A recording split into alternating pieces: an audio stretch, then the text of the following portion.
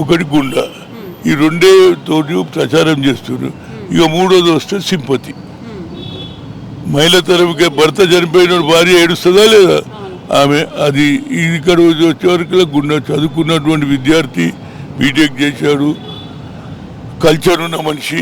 అదేవిధంగా బాకీ ఎక్కడ లేదు. మేము ఇచ్చిన 6 డిక్లరేషన్లో ఆల్మోస్ట్ 5 అయినాయి, ఒక్కటి కాలేదు.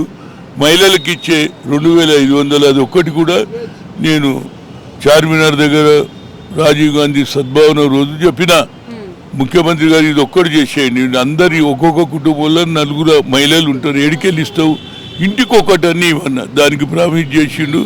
ఎలక్షన్స్ అయిపోయిన తర్వాత కోడ్ ఉన్నది కాబట్టి ఎలక్షన్ తర్వాత అది కూడా పూర్తి చేస్తారు. సన్న బియ్యం కూడా ఇవ్వడం జరుగుతుంది, రేషన్ కార్డులు ఇవ్వడం జరుగుతుంది, ఫ్రీ బస్సు ఇవ్వడం జరుగుతుంది, పేద ప్రజలకు కరెంటుది 200 యూనిట్లు అన్నీ చేస్తున్నాం. ఇవాళ ఏ విధంగానైతే పి జనార్దన్ రెడ్డి డెవలప్ చేశాడు ఈ ప్రాంతంలో, అదేవిధంగా నవీన్ యాదవ్ కూడా అదే పట్టుదలతో చేస్తాడు. దానికి ప్రభుత్వం పూర్తి సహకారం ఉంది. మొన్న జరిగినటువంటి కంటోన్మెంట్ ఎలక్షన్లో మళ్ళీ మేము గెలిచాము. అదేవిధంగా ఇది 2వ ఎలక్షన్, ఇది ఒక్కటి కాదు. దీంట్లో కూడా హైయెస్ట్ మెజారు 70 నుంచి 80,000, 1 lakh లోపల మేము తప్పనిసరిగా గెలుస్తామనేది నమ్ముకుంది.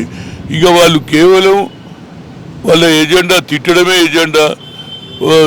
ఆల్ ఇండియా కాంగ్రెస్ పార్టీ బలపరుస్తున్నటువంటి నవీన్ యాదవ్ గుండా అనడం అది దిగజారుడు రాజకీయాలు.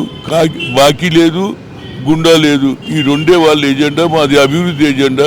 అభివృద్ధికి ప్రజలు ఓట్లేస్తారు అనేది నా ఉద్దేశం. తప్పనిసరిగా జూబ్లీహిల్స్ ఎన్నికలు 101% కాంగ్రెస్ గెలిచి తీరుతుందని నేను చెప్పగలుగుతాను. Thank you.